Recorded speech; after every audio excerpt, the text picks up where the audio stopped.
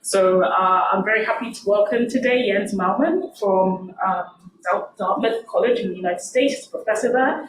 Before that, Jens did a CITA fellowship at Columbia University and also was a postdoc at Princeton University. Jens is an expert in high-energy astrophysics, computational plasma physics, and also plasma theory. And he's doing a lot of research exploring the plasma processes and instabilities in a variety of different magnetized environments, such as magnetized black holes, stars, and accretion flows.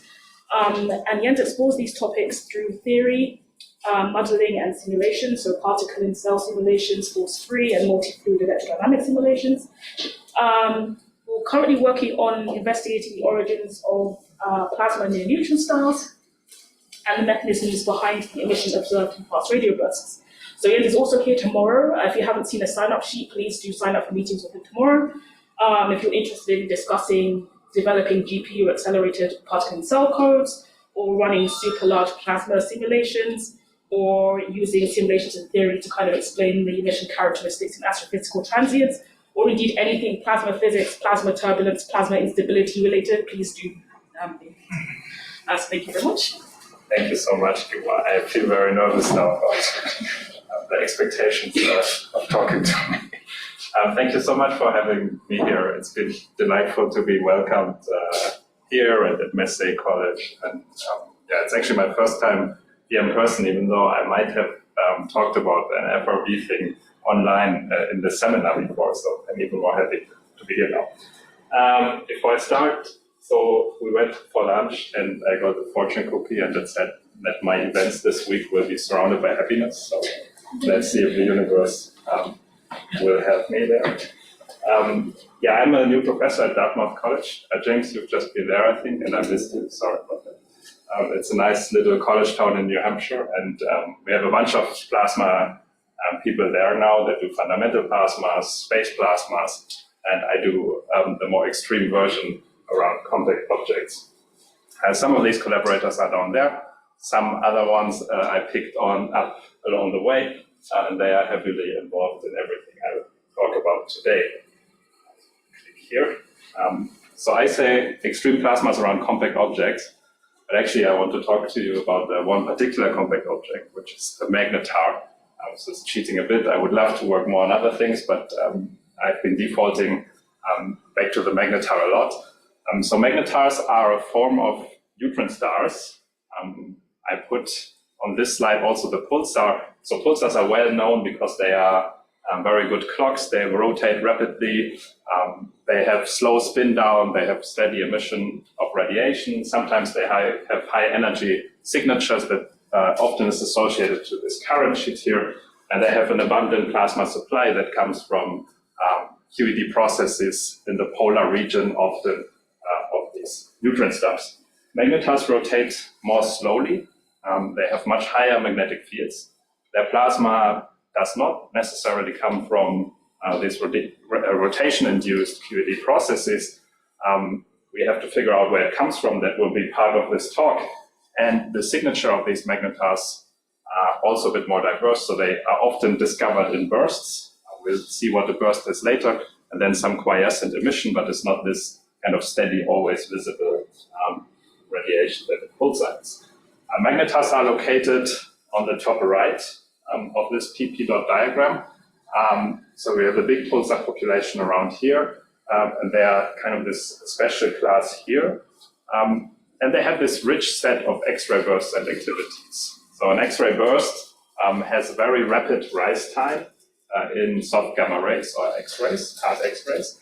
And then after this, this initial peak, you actually see some decay, and this decay has a periodic structure in it. And that's actually how you discover the rotation of a magnetar. So this periodic structure here might have different frequencies, but one of them is for sure the rotation frequency of this star. And that can go on for a long time. So here we have hundreds of seconds, but you can actually see persistent X-ray emission from magnetars on the timescale of months to a year after bursting activity. That will be an important ingredient for what we look at later. Another transient from magnetars, or at least one of them is associated to magnetars, are fast radio bursts. So it's a different frequency, very powerful radio waves that can travel long distances and actually collect a lot of information about the universe on their path.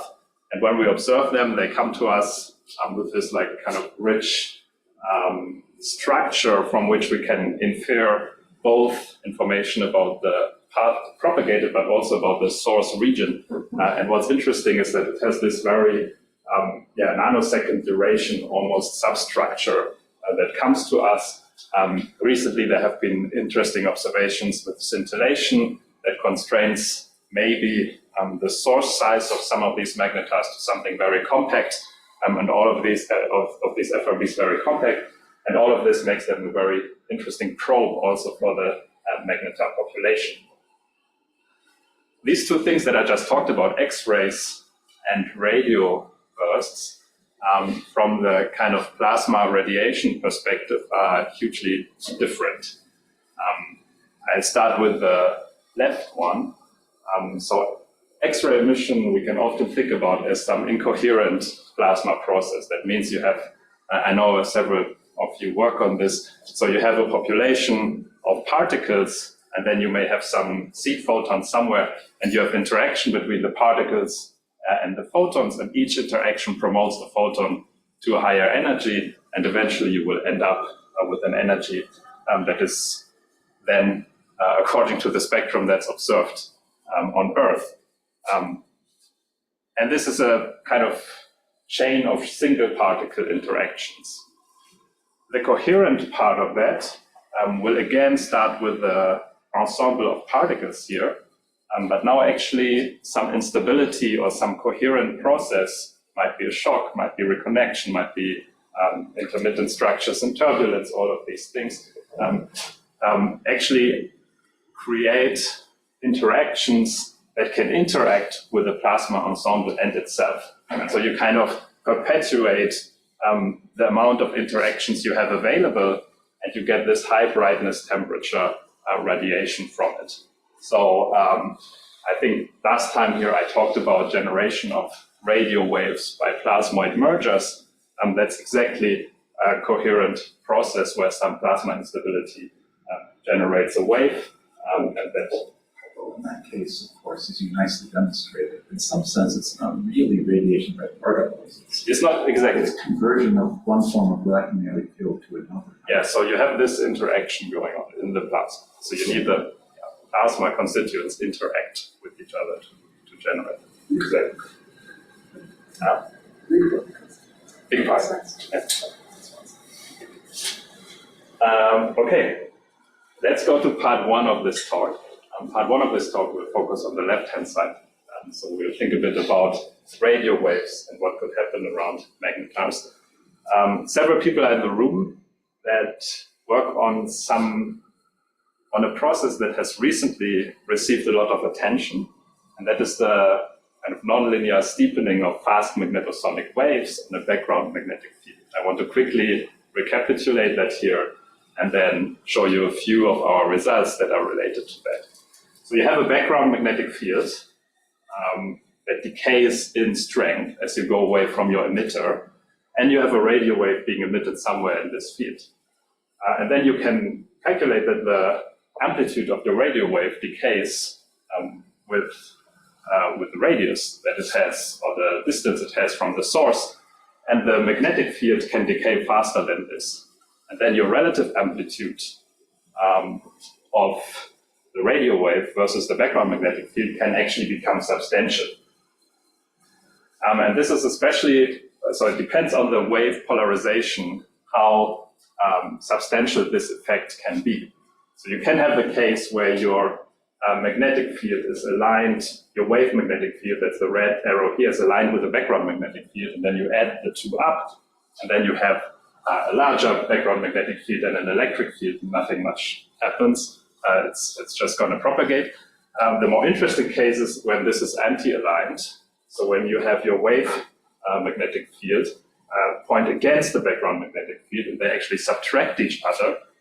And in that case, as the wave propagates on the decaying background magnetic field, if you compare the total magnetic field as a black arrow and the total electric fields, the orange arrow, to each other, then they can actually become comparable to each other. So the electric field becomes comparable to the magnetic field.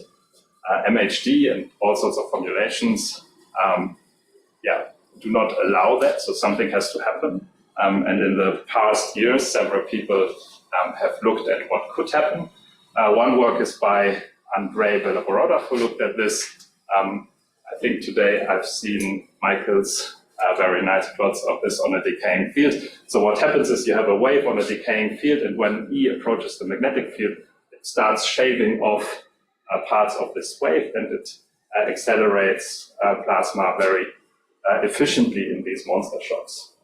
Amir, who is here, and Arnaud van Tighem in Paris recently demonstrated that this is also a kinetically viable process. So they ran similar simulations where they used a fast magnetosonic wave that runs into this regime of electric field becoming strong, and they see this shock formation, this phase space anisotropy, and from kinetic principles they see wave generation. So this is a process, again, a coherent plasma process that has recently received some attention and that I want to talk about now. So what are we doing in our group in Dartmouth? A slight advertisement. We are looking at plasmas around these magnetars. We're kind of neglecting what happens inside of the magnetar. So a lot of our studies look at different surface motions that could be induced on the magnetar crust to make it a boundary problem, and then look at what happens inside of the magnetosphere. Group there is pretty new. We have a new postdoc joining us in October, so there will be more work, hopefully, on 3D simulations of plasmas around magnetars. What I show you today is mostly in 2 dimensions, with reduced, especially if you want to talk about turbulence. In the first part, I'm looking at force-free MHD simulations. I know a lot of you are familiar with MHD simulations and large MHD simulations. This is a limit where we're interested in the highest magnetizations possible. So we go into a limit where we neglect all inertial plasma properties and basically evolve Maxwell's equations with a convenient current closure and some constraints on the electric fields. And like this, we get a very efficient way to simulate these high sigma plasmas. The downside is that we lose all information about kind of particle acceleration. We always assume there's enough plasma around. We don't care how plasma is moving around and all of these things. So there's a downside to it. But we can do quite efficient models of these things that I want to talk about. And the first thing I want to point out, this is the work that has actually been done together with Bart last 2 years, probably 3 years ago. Where we use a boundary condition that looks somewhat like this. So we have a ring on our magnetar and we twist it in 2 directions. And then we do this quite slowly in this case, and then we see what the magnetospheric response of a dipole to these motions is. And if I play this now, then you will slowly see, it's actually a bit laggy probably because it's on Zoom, but you will slowly see this eruption. You've seen a current sheet form, and you'll see the simulation stop on this kind of picture. I will play this again. So you will see the twist being installed. At some point, the magnetosphere gets out of balance, so it has to erupt. It forms this current sheet that has some plasmoids, and then we're stopped on this. This is all axisymmetric. And it's interesting, so I'm at a place now where people do a lot of solar physics. So when I show this, it's immediately I can ask, what does this field look like? And then they will say, oh, this looks like a CME. And that's true. The difference is that in this prescription, there's no mass or anything. So it's not really a coronal mass ejection. It's just it's an ejection of magnetic flux in a sense. And there's been other work on this, how such a blob would kind of move outwards in the magnetosphere and expand and what it would do. So that's quite interesting. But for us, one interesting thing is that there's actually a lot of energy dissipation going on in these current sheets. And this energy that could be become available there could then fuel your incoherent plasma processes to promote photons to high energy that would then become, for example, X-ray photons and become available for these bursts. We've looked at this also in 3D. In 3D, it was interesting to see that if we have a twisted bundle like that, and we slowly twist it, can develop a kink instability just because you added a third dimension to it. It's kind of a cheap trick to get a new instability out of it, and it worked fine. We could calculate what the dissipation is like. It explains fainter X-ray bursts, that's fine. But what's interesting here is that actually when you see like a kink event that does not erupt the magnetosphere, you still see these fast magnetosonic waves propagate outwards. They can be injected on a very low amplitude, say below 1% of the background magnetic field. And then because in a magnetar, it's a slowly rotating neutron star, your light cylinder is far away, you have enough time to actually develop these electric zones where the electric field becomes comparable to the magnetic field. So that was a very nice byproduct. Yeah, James. I was just wondering, on the actual surface, when you're creating this shear layer, are there any instabilities on the actual surface developing as well? I think that's a possibility one has to think about, but we didn't. So I think if you actually think about the plasma on the magnetar, and then also, because there should be some bombardment actually as you create a current, I think that's something where you should think about streaming effects and instabilities, completely disregard all of this here. Restricted to force-free, we also had a paper 10 years ago, Lena and Valenzuela, where we just did the collapsing neutron star and showed that the results were. So the principle is similar, but we missed the shock part. Yeah, no, and actually so Federico Carrasco actually did a very similar simulation also. I think they basically did that first, and the only thing we did is we twisted it a bit differently and found some slightly different dynamics. So this is, maybe something I should mention. What fraction of the energy in this case is coming out in these electric zones? Yeah, that's a good question. So it's actually the fraction going into X-rays is already quite low compared to these axisymmetric things I showed you before. So I would say it's probably below 0.1% of the magnetosphere. Well, of the magnetosphere, because there's energy in this twisted flux bundle that would be dissipating in situ, right? Yeah.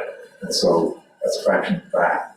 Yeah, that would probably be another 10%, at least. So it's getting quite low. What is it by electric without shocks? You don't hear it electric. Well, it's force-free, so I don't want to say it's a shock, but this is exactly where you would then go with your model, for example. So actually it's interesting. So I will show some more. It's interesting that it's fake, there's no shock here. You don't see acceleration, but the shapes of these regions are actually very similar to what you would see in MHD. Okay, so this is a work we did last year. Actually, another group did the same thing at the same time. What we do here is we twist the surface a bit differently. This time we twist it fast as a wave. And I will show you what happens. So in the left panel, you will see the wave magnetic field. Because it's axisymmetric, you can decompose the magnetic field into the plane here, which belongs to the alpha wave. And if you look at the same electric field into the plane, it belongs to the fast magnetosonic wave. And so you can see that if you inject kind of this twist alpha wave in the inner magnetosphere, you will have these alpha waves bounce around for some time, but you will also have them inject these fast magnetosonic waves. Some of these injections, especially the first one, comes from an interaction with the curved magnetic field lines.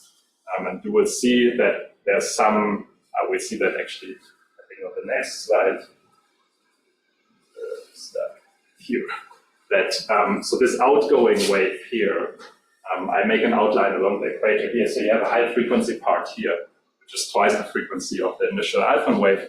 And then you have a low frequency part behind, which comes from the bouncing of alpha waves and their probably interaction, though we cannot disentangle that, especially not in 2D. And you see here actually how it's been shaped off because it developed this zone. So that would be a natural way of creating these electric zones from some surface motions. You're left behind with some galvanic perturbations. They are highly kind of degenerate waves. Because they are so sheared, they do not really propagate anymore after some time. They just sit there. So I just call it galvanic perturbations here. I just want us to register that these environments are pretty like active mode-wise. Like there can be stuff around, and that will become relevant again later on. Even though it's 2D, we kind of try to see what happens if you have interacting Alphen waves. So for any statement about turbulence, that will not be enough because it will not capture the full dynamic range. But nevertheless, we wanted to see kind of how this picture changes if we have waves interacting. Some of it looks very similar. So you get fast magnetosonic waves being injected. You get electric zones here, and you get some left behind magnetic field. And we did a parameter scan then for this specific case that I just showed you for changing the kind of wave amplitudes and wave orientations that interact with each other. And then we measured the injected energy divided by the fast magnetosonic wave energy that's escaping and calculated this efficiency factor. And we saw that, so if you have waves that are oriented in a good way, you can actually enhance the efficiency of fast magnetosonic wave generation. And it depends on the orientation of the interacting waves. If you hit kind of this regime of creating an electric zone right away during the interaction, which is something that Sinu has been, he has been a postdoc here, I think, right? For some time. Exactly. So Sinu, it might even have been while he was still here, studied cases where you have these Alphen waves that are oriented in the same way, interact with each other, and create a dissipative zone during this interaction, which I think is just a precursor of this kind of electric zone business. Okay. However, 3D will be required to answer this. Anybody, well experts on turbulence here, so who am I talking to? And we did some initial studies of this in 3D, where we isolated a box, a local box, that would probably be located somewhere here. But it's really not, because it doesn't have the kind of magnetic field orientation of the dipole and anything. It's just a straight background magnetic field. And on this straight background magnetic field, we initialize some fast magnetosonic waves. And we also initialize a spectrum of Alphen waves. So these two things. Here you see a nice kind of outline of one electric field component that shows you the fast magnetosonic wave. And then we let this evolve in time and see what happens to the spectrum of fast magnetosonic waves. Initially, it's monochromatic. This might not be that monochromatic anymore. So let's see what happens next.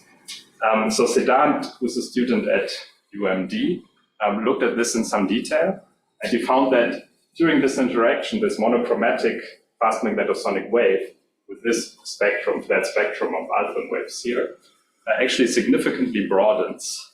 So you're left with not this monochromatic fast magnetosonic wave anymore. The energy in that mode is decreasing over time, and you have this significant broadening going on. And you also have resonant excitation of some Alphen waves that can then propagate elsewhere. And this has kind of important implications on questions like if fast magnetosonic waves that will be produced somewhere close to the star could propagate through this magnetically active environment that I was referring to before and still be observable by us. So just to be clear, what's the field geometry here? Straight field, no shape. So it's just it's a L is the length of the box. Exactly. L is the length of the box, so you're limited by this dynamic range. Your resolution also limits the resonances that you can find for the wave interactions. So there's a whole lot of thinking going on there. And it doesn't, so the wave is propagating. It takes a time, this is like periods of the wave, so it takes certain time to generate these spectra. And we're just in the process of kind of asking, okay, so like we need our wave to be around in this magnetically active environment for so many, I don't know, milliseconds, I guess. Where is it at this picture during that time? And is it realistic at all? So there's a lot of things we still have to figure out, but that's one way of studying this magnetically active environment. Okay, so I want to get to part two. Part two focuses on this part of the X-ray observations. So not the burst. I'm looking at the persistent X-ray emission that we see from magnetars. And this is an inherently kind of incoherent emission process where we have some X-ray photons that are promoted from a thermal distribution of photons coming from the star to a higher energy distribution of photons that we see. Here we have a typical spectrum of magnetar persistent emission. So you see a thermal peak around here, but then you see this hardening where your X-ray photons have gained more energy by some process that we want to discuss a bit. Of course, Chris is in the audience. He's the magnetar expert, and a lot of what I'm talking about he has actually discussed in several papers. The toy model, or the mental picture that I drew here kind of describes all the things that could go on in promoting these photons to higher energies. So we have a star. Again, we have a boundary conditions. There will be some shear. We go through the idea of what shear is and what it does in a second, but in short, it will induce some acceleration to particles that have then to propagate along magnetic field lines. And they have to propagate along these field lines because fields are so strong and all the Larmor radii are very small. And then you also have these thermal photons coming from the star. And they just propagate radially outwards, boring photons. But then they can collide with the particles coming from the star. And they do so in a very magnetized environment. So the magnetic fields you find here are actually where they are 10 to the 15-ish Gauss at the star and then decay with some power of the radius. Bottom line is that in the regions where this interaction could happen, you are very likely above this Schwinger limit and have to basically consider corrections to QED processes like specific energy levels, which is something we talk about. But let's take a step back. Let's remember kind of what twist and current is. So here we see Maxwell's equation. We see a magnetic field. We see curl of the magnetic field. And curl of the magnetic field means that you have a magnetic field component, you have a derivative in another direction, and then that's not zero. And a twisted field just means that you have a field going in the phi direction around the star, and this can vary as you go across the surface in the theta direction. So you have something that's non-zero here because your surface has moved field lines around, and you now have this curl of the magnetic field there. So that means you need a response by this side. So you need a current flowing along these magnetic field lines. A magnetospheric twist has to be supported by a current. So what's a current look like? So current looks like charges in certain numbers that propagate at a certain speed around your circuit. And that's exactly what happens here. So the twist-induced current is regulated by balancing plasma density, which is here, and plasma velocity. And the things that regulate plasma density and velocity are the kinetic processes in your circuit, like, for example, how is plasma accelerated, and the QED reactions that you have. So is there some kind of drag that slows you down? Is there some kind of pair production that increases this number? So you see that even in this kind of simple math algebra, you can find intricate balances, and these balances we want to discuss now. So here we switch our numerical method. it's a lot about particles and kinetics and plasma, so we use the particle in cell method. Particle in cell means that you have a bunch of particles that can move throughout the grid. They create a current. This current is used to solve Maxwell's equations. That gives you forces acting on each of these particles that you have, and you can use these forces to push the particles again, and then you can put some radiation on top and some additional things just to improve your simulations.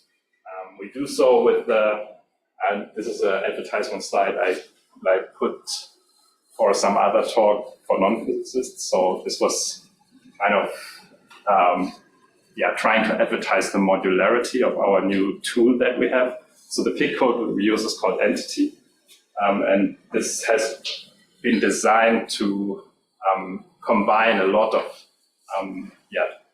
different PIC codes that are used for astrophysical simulations in one tool and do that efficiently with GPU acceleration.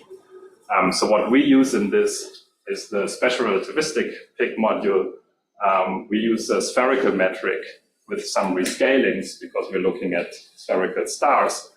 And then we use QED modules. Some of them we wrote specifically for that, some other ones are more general. And this has been working exceptionally well, actually, for us.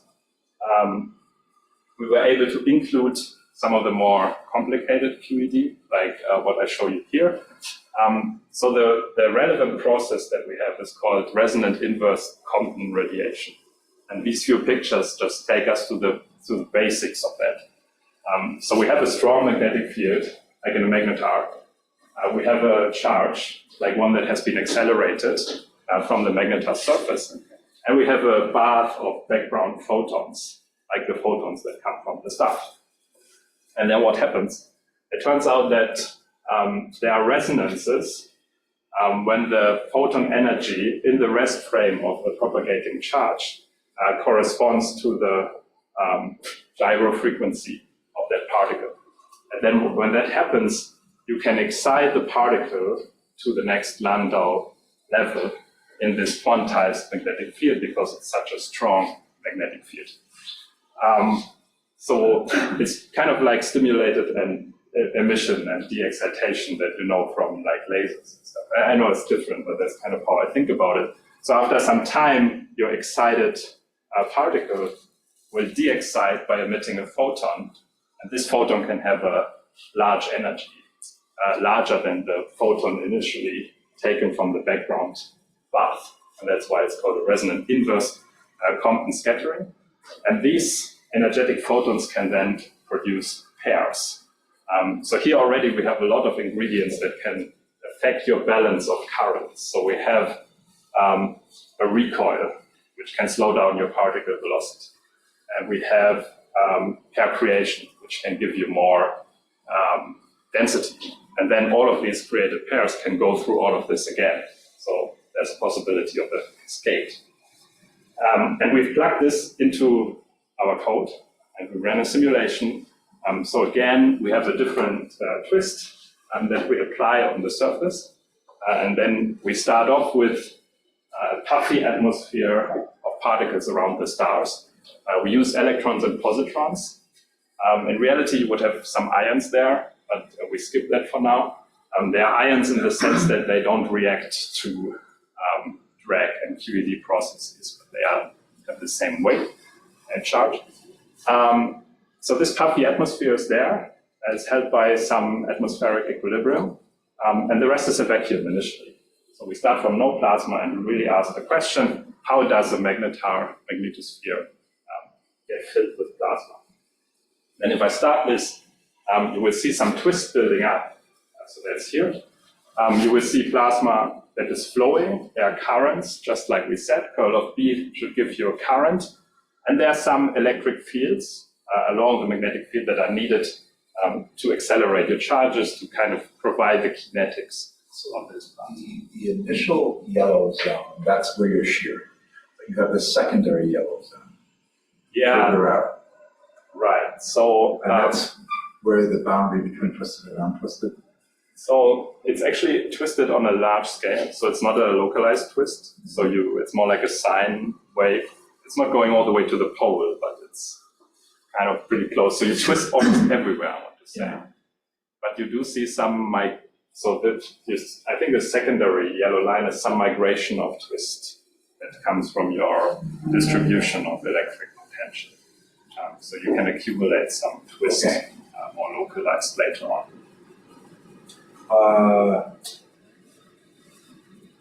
Right, because you have this polar zone where there isn't much density.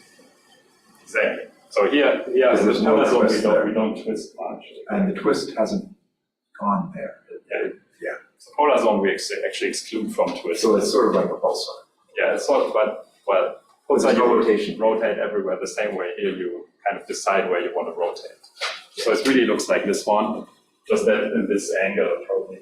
It's just a soft, basically it's being carried along this in solid rotation by Yes. the differential rotation at lower latitudes. And it's doing opposite things on both hemispheres, so it's kind of differential rotate.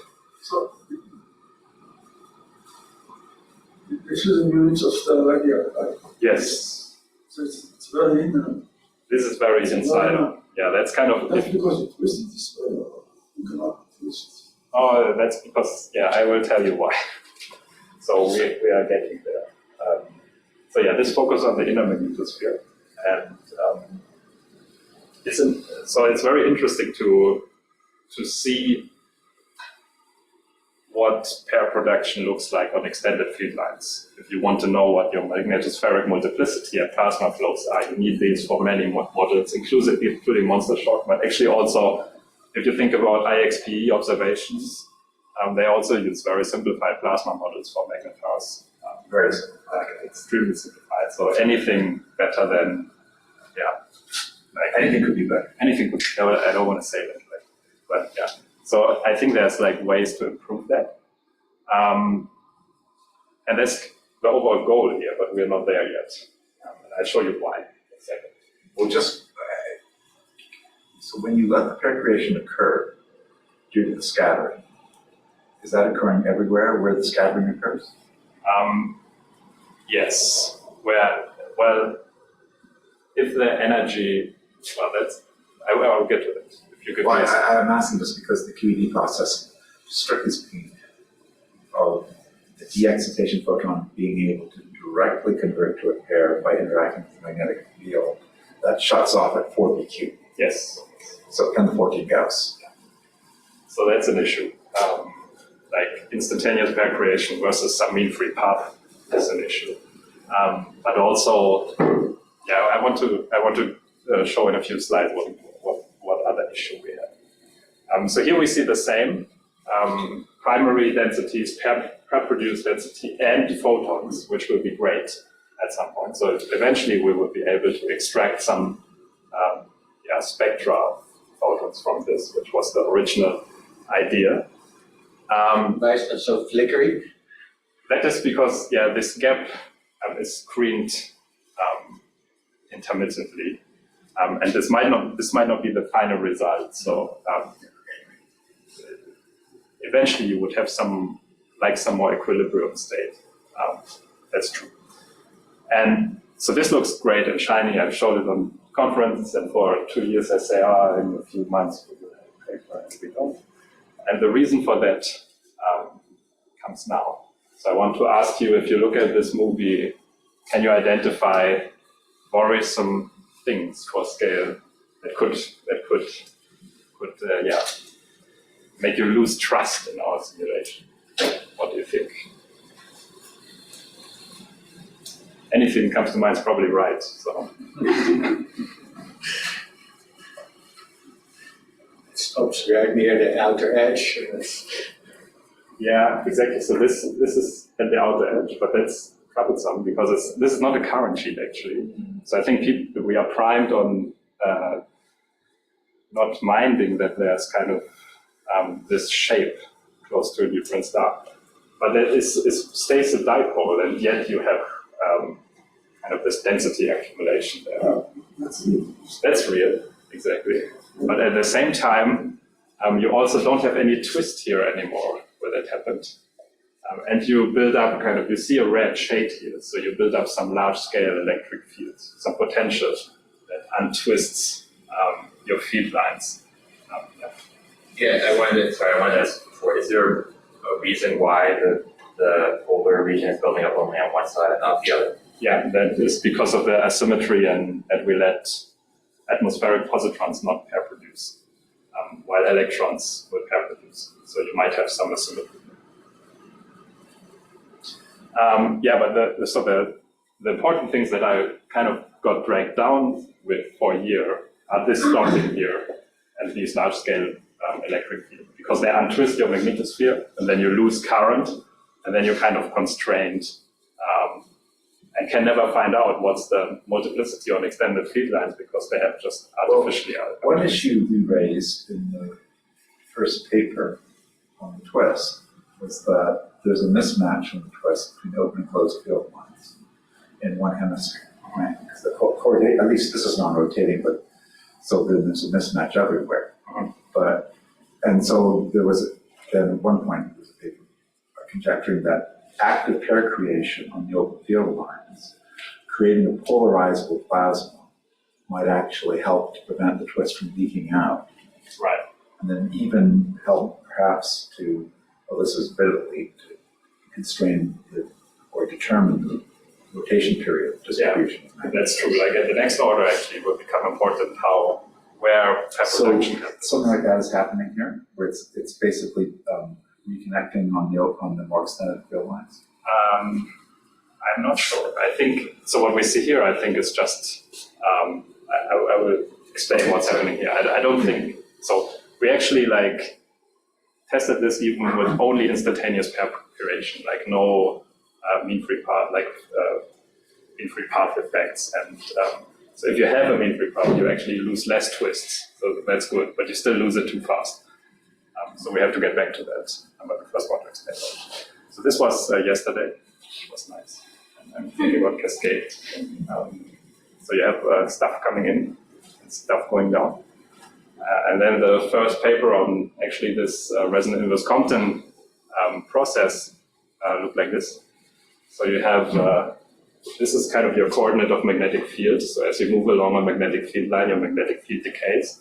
And this is your particle velocity. You have particles coming in at high velocity, and then you meet this drag, and they are decelerated. This surfing curve, or however you want to name it.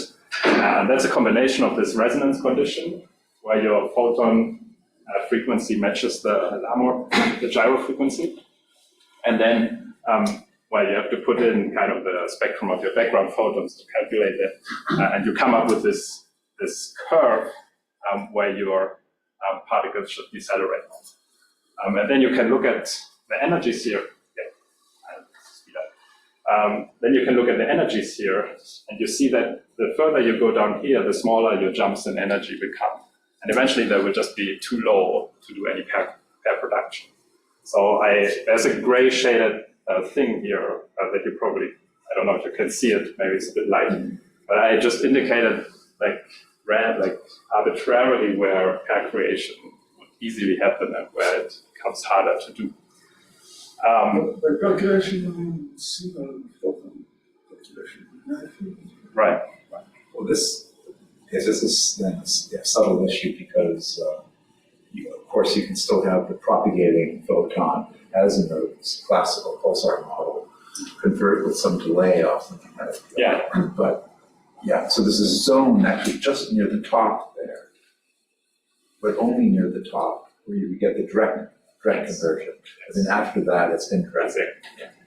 But so there will be 2 points I make, and I will speed through them a bit. So first of all, this drag variationally, it has this attractor state that depends on your angle, and there's just some region in the magnetosphere where you should expect a total slowdown of particles. So that what we've seen there is real.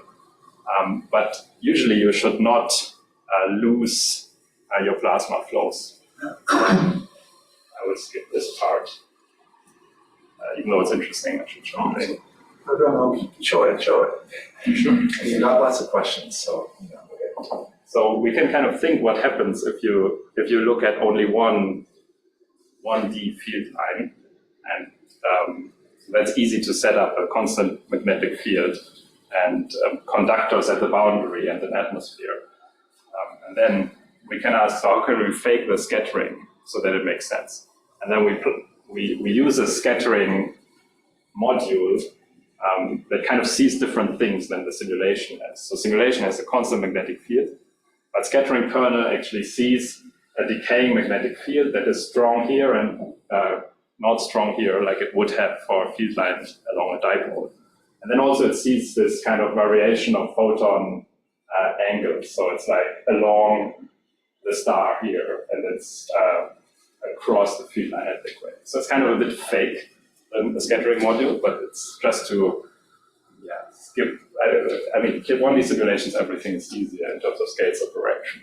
So we kind of go with this.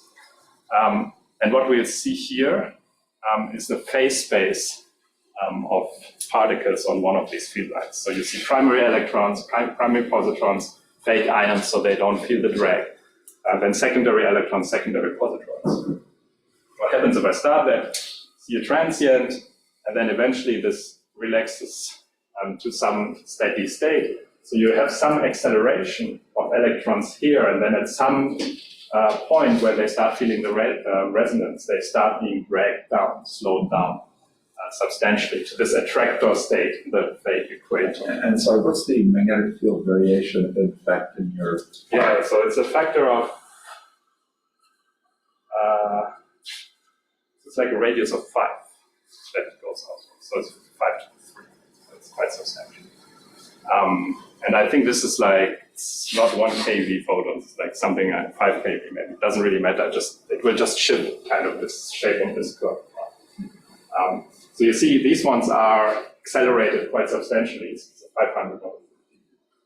And then you have your secondary pairs that are induced, and they both feel the scattering and do something along that. So this phase space, okay, cool, like you have some particle acceleration, then they feel the drag, and you find this steady state. So let's look at some other things. So this is density, pair creation rate, parallel electric fields, so that's along your background magnetic field, and the multiplicity. There might be a factor of something off, but that's my visualization issue. And then if I run, this is the same simulation, and that goes. And then after some time, you see that your density actually accumulates here, which makes sense if you think back to this black slide with the one line on it. So your current is Q times density times velocity. Your drag slows down the particles, so your density has to increase.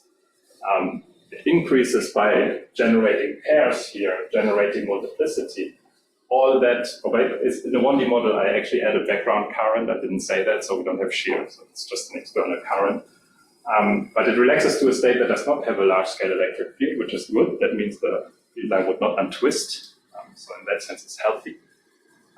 But it has one special ingredient that I used, and that's pair annihilation that controls kind of this plateau here.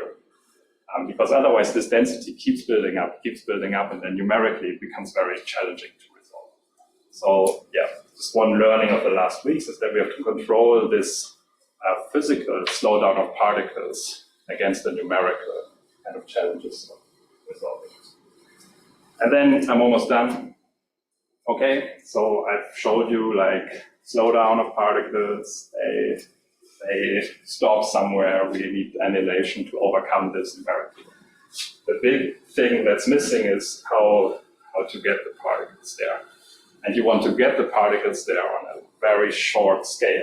You don't want to accelerate them over like significant fraction of your stellar magnetosphere, because that large scale potential would counteract your twist. So you want to accelerate them very fast, very close to the star. And that's then closing the loop to Chris's paper on that. So if you think without radiation, no drag, then the possible acceleration that you have is governed by an equation that looks like this. So that's your external current that you put in, and it also depends on the skin depth and the length of your 1D current layer. So that just means that you need substantial currents to flow, fine, but you also need substantial resolution to get that to a small value. Actually, if you translate this equation to a 2D dipole, then that would not be the length of your feed line, but rather like some characteristic length of acceleration.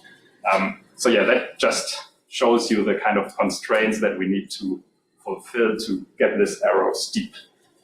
And that's what we're currently working on in 1D. I think we are pretty much there, but this will give us the kind of expectations we need for the dipole to rerun the simulation I showed you initially, which is flashy, but it's really not the final state that should be published out there. So much about scale separation. Maybe next time we can discuss more. And that's it. I leave you with summarizing points. Happy to take questions. Thank you for listening.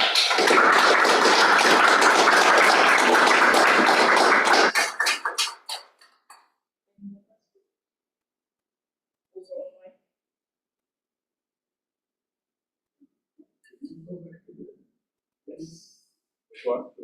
The sled. No, it's one before last. One before that. Yeah. So this layer is not charged, right? It has both electron and positive. Yeah, no, there's not charge. So why is it not annihilate? Why it does or does not? It seems like it does not. Well, It does. in the simulation it doesn't because I didn't activate that. No, but in reality, what do you expect? If you In reality, I think Yeah, there should be some annihilation. I think for a working model, we might use some artificial light pressure. If this is this basic circuit solution, and it should be emphasized this is a nice self-consistent configuration, but there's still issues about where the hard gamma rays or X-rays are coming from. But then, this pairs build up, and until there's a equilibrium density and the annihilation balances the equation. So the principle is straightforward. Right. So if you take into account annihilation, what would be the density? I have to check. I mean, similar or much smaller? I think it should still be high, the density. It's greatly enhanced compared with the charge starvation density because it's a two-body process. Yeah. And this is, it depends what radius you're talking about too. So, It has to be at least as fast as the production. and there are big nonlinearities that do develop problems because the photons and the pairs are closely tied to each other when the pair density rises. And the optimal density doesn't starts getting big. And so, what direction the photons are actually flowing in this outer part of the magnetosphere can be modified. And no one's ever really worked that out. So you're in a position now to begin to do that, but you have to start putting the radiation trends in. I think the point is it's very challenging to build this model. And once we have one working model, then I need some water. Then we will have some opportunity to tweak that in different ways, different radiative processes, different geometries. Sorry. Time for one really quick question. No? Okay, let's thank Jens again.